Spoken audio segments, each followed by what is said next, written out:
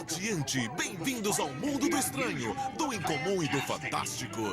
Deixem para trás o lugar comum e façam uma viagem ao irreal. Vocês vão conhecer seres com talentos tão fantásticos e diferentes que mal poderão acreditar.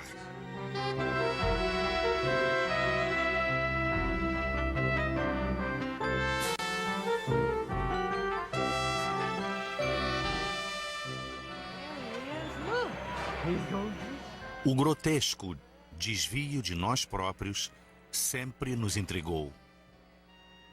Talvez tratando de responder à questão: quem sou eu? Qual é minha natureza? Em parques de diversões e feiras, podemos nos ver e também ver os outros sob perspectivas diferentes. Nossa imaginação trabalha quando olhamos para espelhos e vemos nossas próprias distorções. Há muito tempo existiu um escritor genial e prolífico chamado Jonathan Swift, que escreveu uma história sobre criaturas e perspectivas distorcidas. Em sua narrativa, ele também fazia a pergunta por nós: quem sou eu?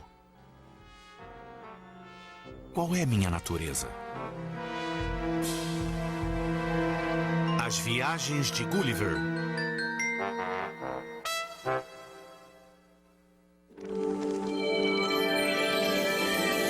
Grandes livros.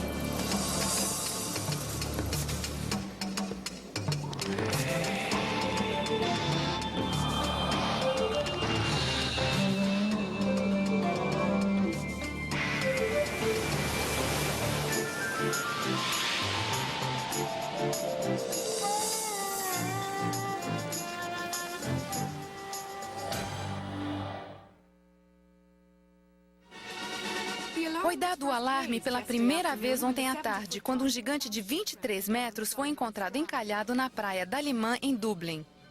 Está vestido com uma roupa típica da época e aparenta estar inconsciente. Seu súbito aparecimento causou uma enorme agitação. Especialistas em gigantes que já o examinaram dizem que ele é muito semelhante ao Gulliver de Jonathan Swift, o qual chegou a Lilliput no século XVIII. Na história As Viagens de Gulliver, este marinheiro encalhado faz 4 viagens para visitar pequenas e grandes criaturas em lugares distantes. Trata-se de um conto sombrio e satírico que pode ser interpretado em diversos níveis. Você o conhece? Não! Você sabe o nome dele? Qual é? Gulliver. Gulliver? De onde ele veio? Eu acho que ele veio do céu. Atenção! Ele vem vindo! É enorme! O livro As Viagens de Gulliver foi publicado em 1726 e continua sendo uma das maiores sátiras da história da nossa literatura. Desde os desfiles na Irlanda até os pubs no baixo East Side de Nova York, esta história mexe com alguma coisa em todos nós.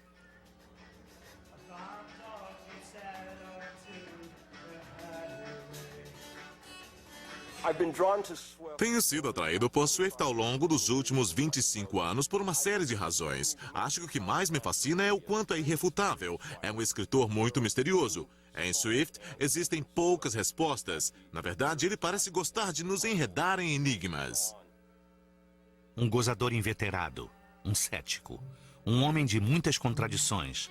Jonathan Swift foi o maior satirista da língua inglesa. Seu propósito, segundo ele mesmo, não era divertir o mundo, mas inquietá-lo. Swift nasceu em 1667 e escreveu até quase a metade do século seguinte. Esta era a Idade da Razão, época em que os europeus viajavam para explorar terras distantes e traziam de volta informações incríveis sobre o vasto mundo. Também houve viagens para o interior da alma, pois o homem tentava desvendar a questão da essência da natureza humana. Somos basicamente benevolentes ou criaturas egoístas? Seres sociáveis ou animais ferozes? Swift, sempre incrédulo, questionava profundamente a crença que o homem é um animal racional puro. Não aceitava a noção clássica que o homem pode elevar-se acima da própria natureza e viver uma vida racional. Swift leva o leitor das Viagens de Gulliver através de 4 viagens bizarras, sátiras aguçadas das imperfeições, loucuras e vícios humanos. Nestas viagens, Swift joga radicalmente com o nosso sentido de perspectiva, nos forçando a examinar a nossa própria natureza. No livro 1, o gigante Gulliver visita a terra dos Lilliputians. No livro 2, ele se vê como um anão comparado aos Brobdingnagians. No livro 3, ele visita cientistas em Laputa que abusam da ciência e da razão. E no livro 4, Gulliver tem de encarar a questão de quem realmente ele é. Será um Ianan, uma nobre criatura racional com 4 pés, ou um Yahoo, uma monstruosa criatura cheia de vontades e impulsos? Através dos anos, Gulliver tem sempre tido uma enorme repercussão. Foi um fenômeno. Rapidamente foi objeto de inúmeras edições. Todo mundo leu. Tem sido lido como um conto infantil, como um relato de viagens, como um diálogo de um louco, como uma grande sátira. Pode-se dizer que é enganosamente simples e muito profundo. Acho que ele foi um mestre em dizer coisas com diferentes significados e deixar que o leitor decidisse como interpretá-las.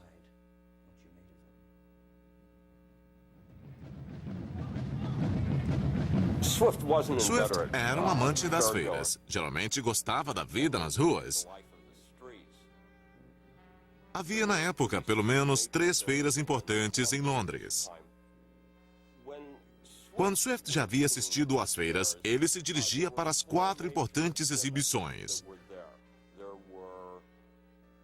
Havia anões, gigantes, grande variedade de animais adestrados, um número de cavalos, os chamados inteligentes e também os seres humanos degenerados. Na época de Swift, havia o irlandês selvagem e peludo. O que realmente me interessa nessas feiras são as exibições, nos shows paralelos, os anões, os gigantes, os animais incrivelmente inteligentes e os seres degenerados. São a estrutura básica das viagens de Gulliver. Uma das coisas que eu acho que Swift faz é usar os monstros para questionar o que significa ser humano. Ele vai ainda mais longe, colocando o quão pouco sabemos sobre nós mesmos e os níveis mais baixos que a natureza humana pode alcançar.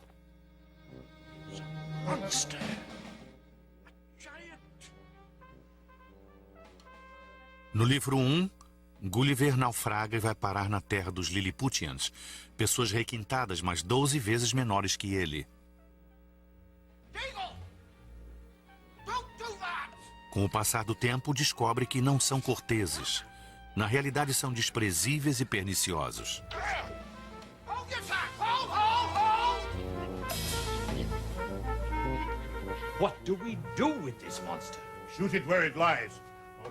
As viagens de Gulliver são uma sátira aos ingleses e à sua política da época.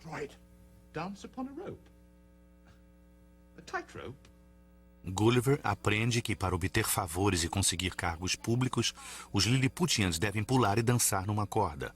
Let it be known that each candidate shall proceed from hither to yon, and anon from yon to hither, practicing such tricks as he shall deem proper.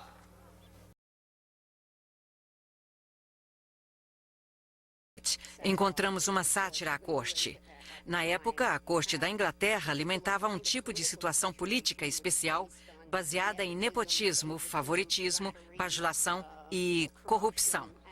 Podemos perceber como esta corrupção se infiltra no sistema. Encontramos também no livro 1 a descrição do comportamento dos membros da sociedade e como eles se interrelacionam. Eles se tornam pessoas insignificantes, de espírito mesquinho, equivalente ao seu tamanho físico. Now that you've been elected, suppose you consider the cost. We've placed you high on a pedestal which will sometimes feel like a cross. Like Jesus and Gandhi and Martin heard our applause and acclaim. With satire or with the pedestal, so much better for us to take aim. So much better for us to take aim. A sátira é uma forma antiga de arte que sobrevive até hoje. Eu sou um privilegiado por fazer o que gosto, caricaturas. Sinto-me parte de uma tradição consciente do onde fazer e por quê. Orgulho ter conseguido trazer este trabalho dos livros para a televisão.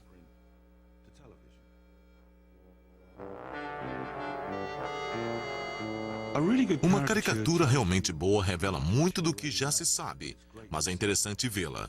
Se ela não se baseia em alguma verdade, não funciona. Se pensarmos que a maior parte das pessoas famosas pagam a alguém um preço alto para trabalhar suas imagens, nosso trabalho é apenas uma oposição a esta harmonia. Eu acho que todos nós tentamos ser swiftianos, mantendo a tradição. Um gigante como Gulliver sendo amarrado por pessoas minúsculas. Este é o recurso caricato grande se tornando indefeso e mantido como refém por um bando de pequeninos. Parece ser uma situação atual. Quanto maior os Estados Unidos se tornam, mais parece que se entregam. Espero poder usar esta técnica cada vez mais.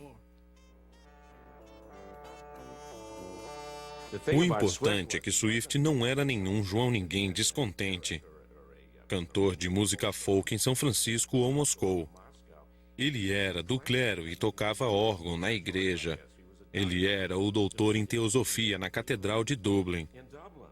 No entanto, ele possuía esta malícia, o que era maravilhoso. Eu creio que não há quase nada que Swift não tenha contestado.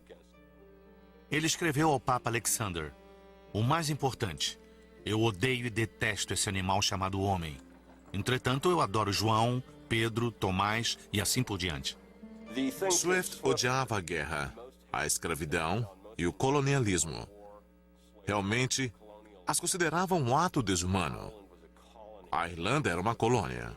Swift tornou-se cada vez mais partidário da causa irlandesa, revelando a brutalidade do domínio britânico. Swift achava a Irlanda um país lindo, dominado e explorado pelos ingleses. Ele escreve: meu coração está angustiado para me permitir continuar com tal ironia. Qualquer estrangeiro que fizesse esta viagem poderia pensar que estava em Lapland, em vez de estar em um país tão abençoado pela natureza quanto o nosso, seja pela fertilidade do solo, seja pelo clima. Veriam um povo cuja vestimenta, alimento e moradia eram pobres. Havia uma atmosfera de desolação espalhada pelo reino. As famílias dos agricultores pagam aluguéis altos, vivendo na sujeira, se alimentando de batatas e leitelho.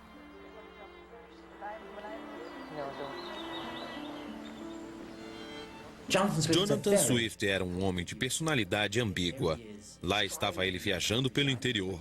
Ele viajava por toda a Irlanda a cavalo ou a pé. Ao mesmo tempo, é difícil imaginá-lo no púlpito da catedral proferindo seu sermão em tom ameaçador, o que eu acho que fez. Contudo, não existem muitos registros sobre seus sermões.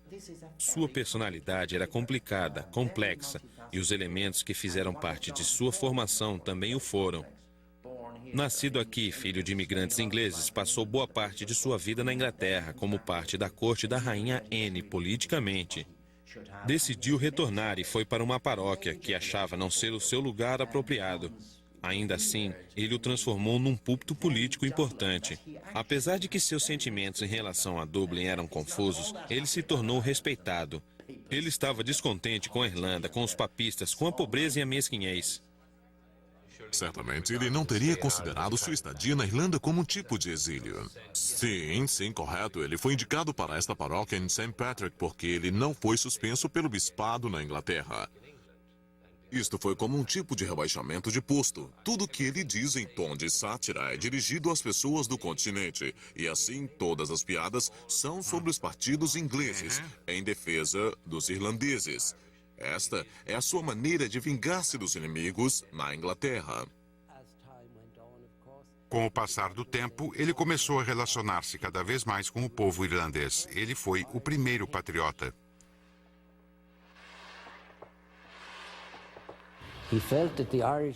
Ele pensava que o povo irlandês não deveria se envergonhar de si próprio. Pelas leis de Deus e da natureza, disse: vocês não são inferiores a ninguém. Então, ergam-se e mantenham a dignidade própria. No final do século XVII, a nova tecnologia trouxe um avanço para a imprensa, possibilitando o rápido acesso a livros e panfletos. Swift utilizou a influência e o poder deste novo avanço. Houve uma inundação de propagandas e panfletos de todas as ideologias. Obviamente, Papa e Dryden, poetas da classe culta, consideraram esta manifestação um verdadeiro desastre. Swift não se opôs. Na realidade, deliciou-se. Entender como a imprensa modernista iria reformular a cultura, dando um tom mais democrático e popular. Este foi o seu talento.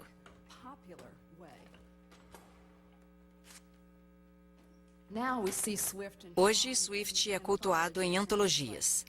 A impressão é a de que ele sempre foi considerado um grande escritor. De fato, ele começou como contador de histórias, um controversista e escritor de tabloide, eu diria. Swift, ao longo de sua vida, foi um escritor de panfletos e propaganda. O seu mais famoso panfleto, A Modest Proposal, era uma sátira sobre a atitude arrogante dos ingleses para com a pobreza e a fome dos irlandeses. Era um narrador desembaraçado, culto, delicado. Sugeria calmamente que as crianças irlandesas deveriam ser transformadas em um novo tipo de carne a ser servida nos restaurantes. Swift escreveu: um americano muito conhecido, amigo meu de Londres, me garantiu que um bebê saudável e bem nutrido com 1 ano de idade é a comida mais deliciosa, alimentícia e saudável, quer seja ensopada, grelhada, assada ou cozida. E não tenho a menor dúvida, iria muito bem num fricassê ou num guisado. A cadência de tranquilidade, aliada a uma imagem, produzem um efeito impressionante. Ele ressalta que uma criança tenra oferece certos cortes de carne. Explica como devem ser cozidos e assim por diante. Tal efeito é produzido pela imagem gráfica, vista com olhos de pais, sem paixão e com certo distanciamento. No livro 2 de As Viagens de Gulliver, Swift exagerou os vícios da carne para apontar um aspecto grosseiro e animalesco da humanidade. Mais uma vez, Gulliver é atirado numa praia, na terra dos gigantes Brobdingnag, e é resgatado por um fazendeiro. Ele soprou meu cabelo para poder olhar melhor meu rosto. Então colocou-me gentilmente no chão, mas levantei-me imediatamente e caminhei lentamente para frente e para trás, para mostrar-lhe que não tinha intenção de escapar. Nos primeiros 2 livros, a mudança de perspectiva e a técnica de desconhecimento são as características principais. Primeiramente, Gulliver é um gigante em terra de anões. Depois, ele se torna o anão em terra de gigantes.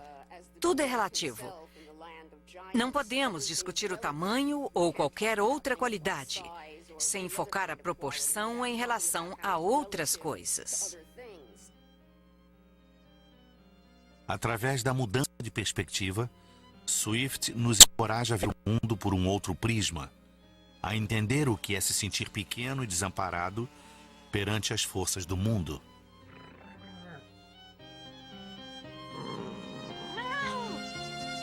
Gulliver é examinado dos pés à cabeça.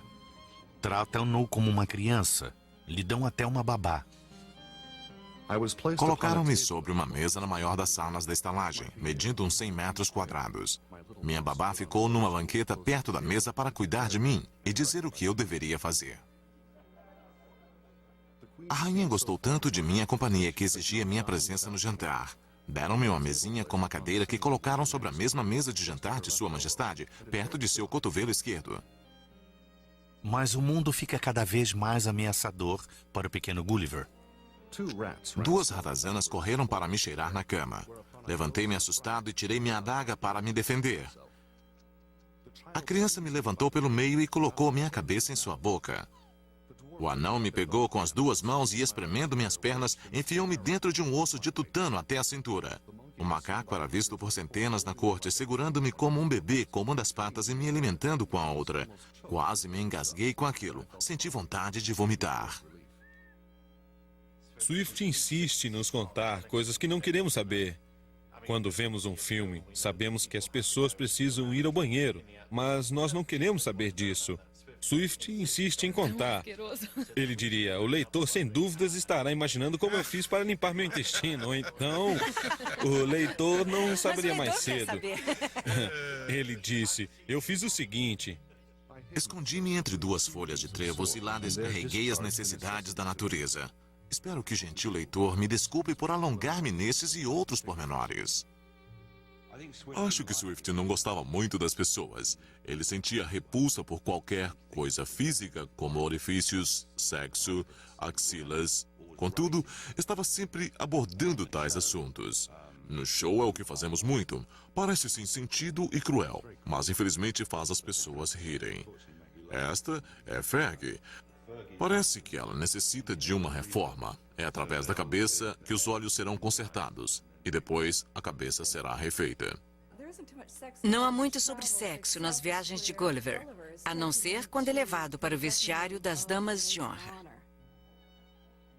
As damas de honra muitas vezes me despiam dos pés à cabeça e me deitavam em seus seios. Isto me deixava insatisfeito, pois, para falar a verdade, suas peles exalavam um odor desagradável. Suas peles pareciam tão ásperas e grosseiras em vários tons. Quando as via de perto, eu percebia verrugas aqui e ali tão grandes como uma trincheira, com pelos grossos crescendo como um barbante, sem contar o resto em relação às suas pessoas. De certa forma, a tentativa de entrar em harmonia com o corpo é um dos grandes temas das viagens de Gulliver. Gulliver, de alguma forma, não gosta do corpo. Não aprecia a forma humana. Quer transcendê-la ou ficar acima. O que torna Swift uma figura do século XX é a sinceridade. Ele dizia o que pensava. Ele deixa muito pouco para a pesquisa do campo analítico e diz: acho que a sexualidade está próxima da função de excreção. E está mesmo. Ele se preocupava com sujeira, falhas, faltas, ganância e vários outros impulsos humanos desagradáveis. Viver em Dublin no século XVIII deve ter sido muito difícil para uma pessoa meticulosa como Swift. Havia excremento de cavalo pelas ruas, esgotos eram primitivos, as pessoas só tomavam banho uma vez por mês. No caso de uma personalidade compulsiva e obsessiva como Swift, o convívio com seu semelhante poderia ser difícil e tenso. Questiona-se se ele evitava o contato físico mais íntimo devido à sua obsessão em relação à contaminação e à sujeira. Este elemento está presente nas viagens de Gulliver. Não há dúvidas de que Swift tinha problemas com a intimidade profunda. Ele poderia chegar perto, mas não o suficiente. Ele tinha dificuldades enormes com as mulheres. Ele sempre as abordava de uma forma defensiva. Se olharmos para o seu passado, veremos que ele não teve pai, ou seja, seu pai estava morto quando ele nasceu. Ele dependeu da bondade de parentes. Dentro de pouco tempo, a enfermeira o raptou, levando-o para a Inglaterra. Quando sua mãe soube do acontecido, escreveu para a enfermeira dizendo: não o traga de volta. Ele é muito pequeno para aguentar uma viagem de retorno à Irlanda. Assim, ele ficou na Inglaterra por 3 anos, longe da mãe e da irmã. Pessoas especulavam até que ponto Swift não gostava das mulheres e não era preciso ser freudiano para tal. Seu comportamento com o sexo oposto era complexo, pois ao mesmo tempo ele as amava. Era uma relação de amor e ódio, originado talvez durante a privação nos seus primeiros anos de vida. O que ele vivenciou com as mulheres foi o abandono. Eu creio que isto o afetou profundamente. Swift nunca se casou, mas se relacionou com 2 mulheres, Stella e Vanessa. Dublin sempre se perguntou sobre a natureza dessas relações. Platônica, romântica, sexual, isto ainda é um mistério. Stella cresceu numa propriedade na Inglaterra chamada Moor Park. Swift também morava lá quando trabalhava como secretário do importante membro do parlamento Sir William Temple. Enquanto estava em Moor Park, Swift era ainda o tutor de Stella, que tinha 8 anos na ocasião. Anos depois, Stella mudou-se com sua governanta para a Irlanda. Continuou a ver Swift regularmente e os acadêmicos continuam a especular sobre esta relação. Será que se casaram secretamente? Eram irmãos? Ela seria sua filha? Os dois passaram muitas horas juntos na Marsh Library da Catedral de St. Patrick, em Dublin. Durante 40 anos, Stella foi o brilho, a estrela especial na vida de Swift. Há uma história sobre Swift e seu grande amigo Dr. Delaney. Dr. Delaney entrava na biblioteca Marsh quando Swift passou rapidamente por ele, claramente bastante angustiado. Delaney encontrou o arcebispo King, outro grande amigo de Swift, dentro da biblioteca, a quem perguntou o que se passava com Swift. Aparentemente, a esta altura, o arcebispo King chorava e respondeu: "Você acabou de ver o homem mais infeliz do mundo. E sobre isto, você nunca deve me questionar." Esta é a história. Deste ponto em diante, disse que Swift contara ao arcebispo porque não poderia se casar. Era como se Stella fosse sua irmã. Ele sempre se referia a ela, ou falava dela, como sua amizade. Ele não menciona amor, mas constantemente menciona a amizade. O mesmo se passava com relação a Vanessa. Vanessa, a outra mulher na vida de Swift, morava em Selbridge, na propriedade da sua família nos arredores de Dublin.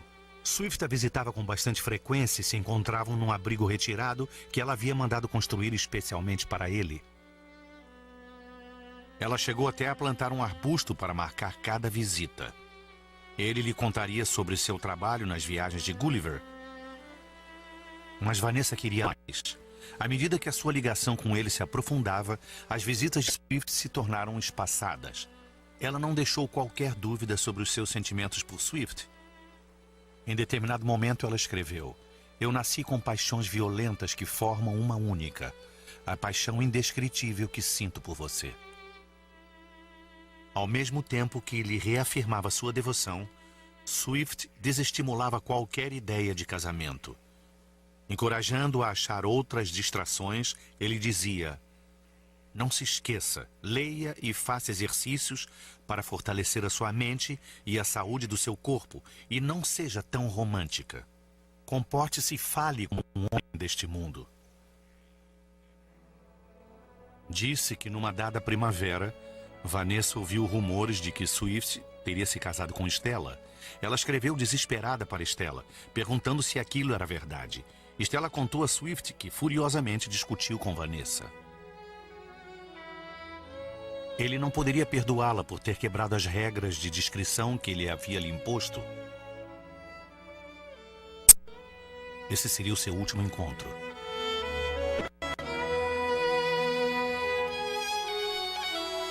Já tendo contraído tuberculose, ela morreu após algumas semanas, aos 35 anos. Ele não foi ao seu enterro.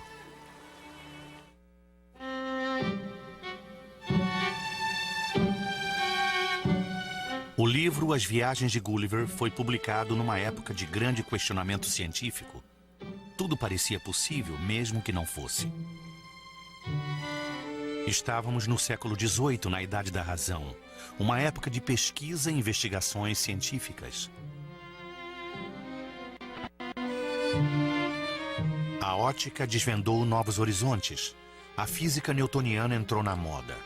Viagens eram feitas a terras distantes para exploração e obtenção de objetos exóticos, plantas, animais e pessoas. Entretanto, a pesquisa científica poderia ser levada a extremos.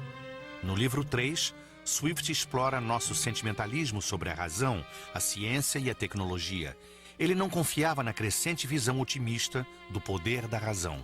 Eu penso que ele não acreditava no progresso. Ele não acreditava que as pessoas fossem mais sábias que seus antepassados. Ele não acreditava que a tecnologia poderia tornar as pessoas mais sábias ou felizes. Swift nunca acreditou nisso. Creio que essas eram as razões pelas quais ele duvidava da ciência moderna e que estava surgindo naquela época. Esse é o início da era do iluminismo, se você prefere assim. Mas se você fizer a trajetória do iluminismo, vai ver que seu início se deu com confiança no progresso da ciência moderna.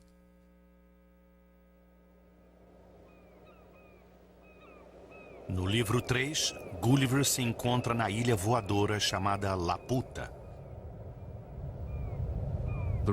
O leitor dificilmente pode conceber meu assombro ao notar uma ilha no ar, habitada por homens que são capazes de levantá-la e baixá-la, ou colocá-la em movimento ao seu bel prazer.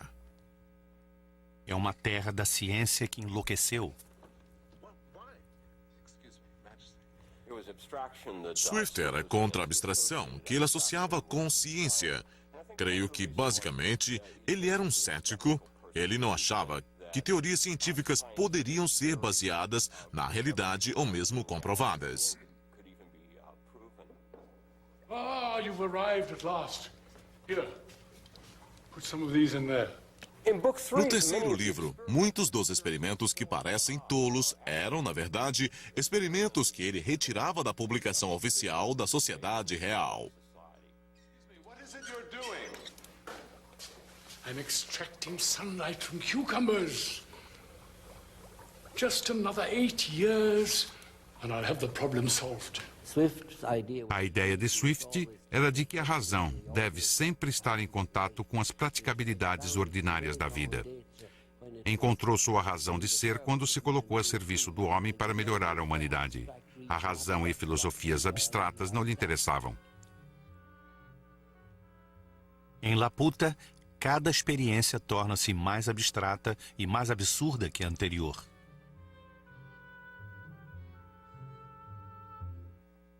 Não que ele fosse contra a ciência. O que ele faz, como sempre fez com todas as coisas, é uma distinção entre o uso e o abuso da ciência. Primeiramente, ele mediu minha altura com um esquadro e então, com régua e compasso, descreveu as dimensões e contorno do meu corpo inteiro. Em 6 dias, trouxeram minhas roupas, muito mal feitas, devido a um erro numérico nos cálculos.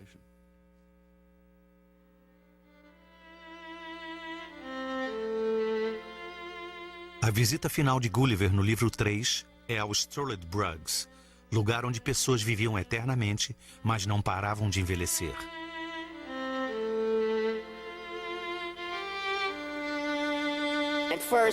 De início, Gulliver fica deslumbrado. Ele diz, se eu pudesse ser imortal como eles, eu faria isso e aquilo e etc. As pessoas mencionam os Struldbrugs cada vez mais, porque identificam este fenômeno em nossa própria sociedade. A tecnologia pode nos manter vivos, mas não pode manter nossa juventude.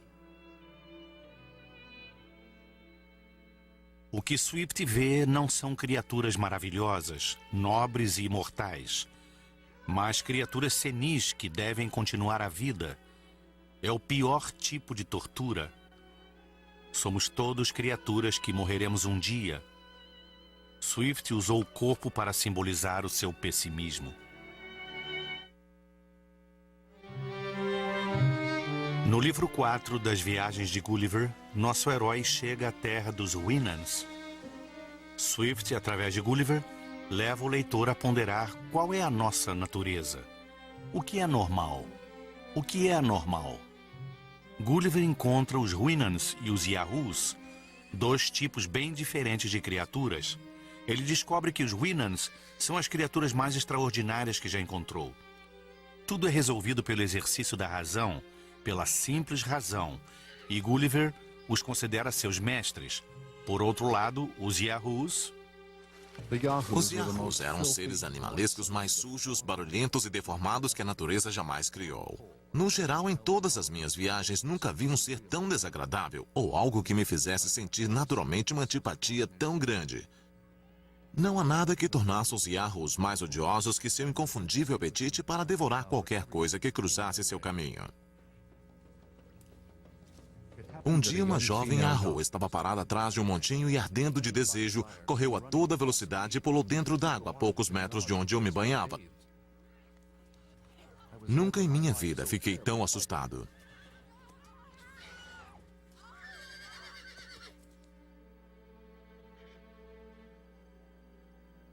Quando os Houyhnhnms colocaram a criatura e eu juntos e compararam nossas formas cuidadosamente, repetiram várias vezes a palavra Yahoo.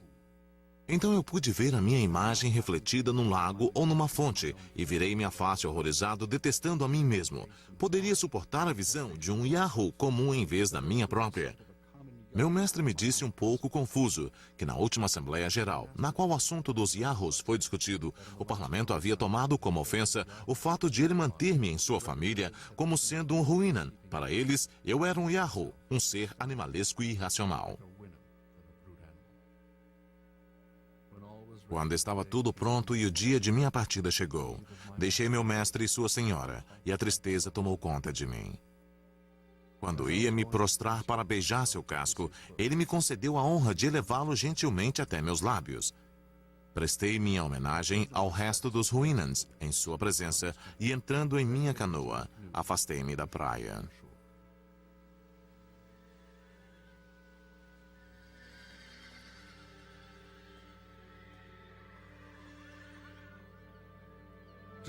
Durante o primeiro ano, não pude suportar minha esposa ou filhos. O odor que deles emanava me era insuportável. Meus cavalos me compreendiam razoavelmente bem. Conversava com eles pelo menos 4 horas por dia. Existe entre eles uma grande amizade que compartilham comigo. Na minha opinião, o fato de Gulliver maldizer e fugir dos Yahoos é o ponto crucial do livro 4. Gulliver vê os Yahoos e diz: "Oh, meu Deus, estas são as criaturas mais repulsivas e degradantes na face da Terra." Como se eles fossem completamente abomináveis. 3 páginas à frente, ele olha profundamente para um Yahoo e identifica uma forma humana perfeita. Ele vê a si próprio. A questão colocada aqui é a identificação da nossa verdadeira natureza através do espelho, onde vemos refletidos os nossos temores e blasfêmias, exatamente o que não queremos reconhecer. É uma pergunta bastante difícil e perturbadora, porque seja lá o que for, tudo o que projetamos nos outros é, na verdade, parte de nós mesmos. O que Swift está dizendo é que há um monstro oculto em nós e que deve ser mantido sob controle. Creio que Swift atingia as profundezas da natureza humana, onde se podia chegar a um nível de absoluta depravação. Não acho que ele acreditava que a natureza humana fosse totalmente depravada, mas ele pressentia que isto era possível. Era possível mergulhar no nível profundo animalesco, de ações cruéis, terríveis e assustadoras. Naturalmente, este processo tem sido demonstrado através da história do mundo. Crianças, venha, Emma. Numa cidade pequena no norte da Irlanda, jovens alunos de ambos os lados do conflito irlandês, protestantes e católicos, visitam juntos um museu, a terra de Lilliput. Alô? Olhe, sei que o tom da minha voz é muito alto para vocês. Então, vocês gostariam de ouvir minhas aventuras em Lilliput? Aqui elas conhecem Gulliver e ouvem a mensagem de Swift contra as guerras. Aprendem quão sem sentido pode ser o conflito entre 2 sociedades. Após 2 semanas, o secretário de Princípios Morais do Imperador Rodsley veio à minha casa e disse: Ei, gigante, você prometeu ajudar Lilliput na guerra contra Bloodfootskull. Qual o motivo para esta guerra? Quando os Bloodfootskins comem o ovo, eles se quebram na extremidade mais larga e nós na extremidade mais estreita, o que naturalmente é muito mais gostoso. É claro, as pessoas entram em guerra pelas razões mais estúpidas. Olhem só. Swift sentia aversão e repugnância em relação à violência e crueldade de qualquer espécie. Ele sempre manteve o ponto de vista de que as pessoas civilizadas deveriam ser capazes de usar a persuasão para convencer os outros de suas ideias, em vez de recorrerem à violência. Naturalmente, esta é uma grande lição.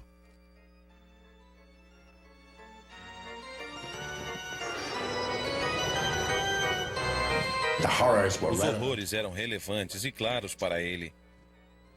Eles não estavam escondidos e camuflados sob uma capa de gentileza, graça e elegância.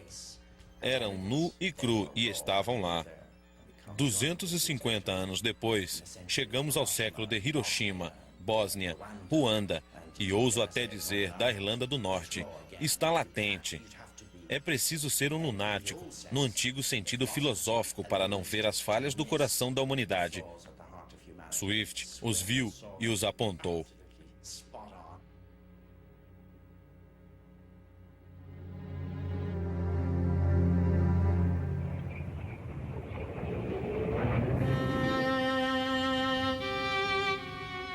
Swift sempre foi um fascinado pela loucura, fosse coletiva ou individual.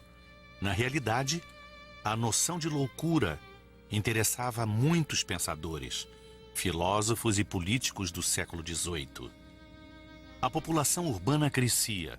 Cidades por toda a Europa, inclusive Dublin, começavam a enfrentar o problema de um grande número de doentes mentais confinados em locais fechados. Os hospícios particulares surgiram à medida em que estas comunidades se preocuparam em lidar com tal situação. Todavia, pelos padrões atuais, tal solução estava longe da perfeição.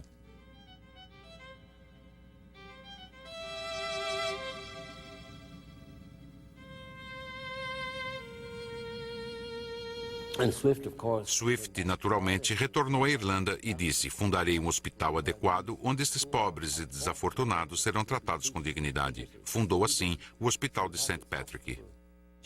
Jonathan Swift deixou sua propriedade para a fundação de um hospital em benefício daqueles que então eram chamados de loucos e insensatos. Não foi um ato repentino, nem tampouco um impulso. Ele havia pensado sobre isso e planejado tal herança, discutida com pessoas proeminentes na comunidade de Dublin, por exemplo. Na verdade, ele descreveu claramente como este novo hospital deveria ser dirigido. Ele está vivo e floresce hoje, graças a Swift. Ele estava muito adiante de seu tempo. A doença mental era tida, na época, como sendo o resultado de possessão demoníaca. Swift foi pioneiro no tratamento da doença mental, o que é maravilhoso. Swift escreveu seu próprio epitáfio em tom irônico. Ele deu a pouca riqueza que tinha para construir um abrigo para os loucos e insensatos e mostrou com um toque satírico que nenhuma nação o queria. Há um debate intenso sobre a sanidade de Swift.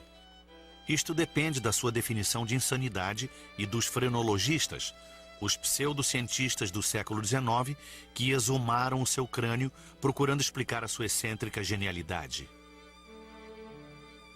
Sabemos que durante toda a sua vida, Swift foi atormentado pela doença de Meniere, que causava desmaios, tonteiras e um apito no ouvido. Num sentido figurado, pode ser que ele tenha se tornado louco. Nos seus 3 a 4 últimos anos de vida, ele começou lentamente a ficar senil, se distanciando do real, se tornando ausente. No final, o grande satirista acabou como um tutelado da corte. William Thackeray descreveu seu pseudônimo, Swift, na fase final da sua vida como um gênio em decadência horrível e ruína. Parece-me um homem tão ilustre que pensar nele é como pensar na queda de um império. Quando ele faleceu, em 1745, a cidade ficou de luto. A cidade chorou a perda do diretor eclesiástico de St. Patrick. Como um patriota, se não assegurou algum grau de liberdade ao país, pelo menos, como Davi, ele enfrentou uma espécie de Golias. Ele devolveu ao povo algum senso de identidade e orgulho. Ele tinha um comprometimento apaixonado com o ser humano, bem ao estilo do século XX. O indivíduo era importante para Swift. Ele desdenhava e suspeitava de ideologias. Com respeito à pretensão humana e à grandiosidade, nutria grande cinismo e ceticismo. Swift, talvez, seja um tipo esquizofrênico. Ao religioso que crê, que possui profunda fé. E ao escritor, profundamente descrente, pessimista, sombrio. Nunca estavam separados. Sempre trabalhavam em conjunto. Penso que esta é a maneira que ele vê a natureza humana. Uma combinação única de forças. Algumas maravilhosas. A maioria muito perturbadora. As viagens de Gulliver? Bem, as viagens de Gulliver no final são concerning human foibles and pretensions. Scientific, artistic, political, personal. And in that sense, 250 years later, we're no further on.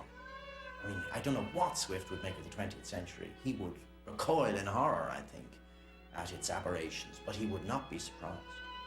He would not at all be surprised.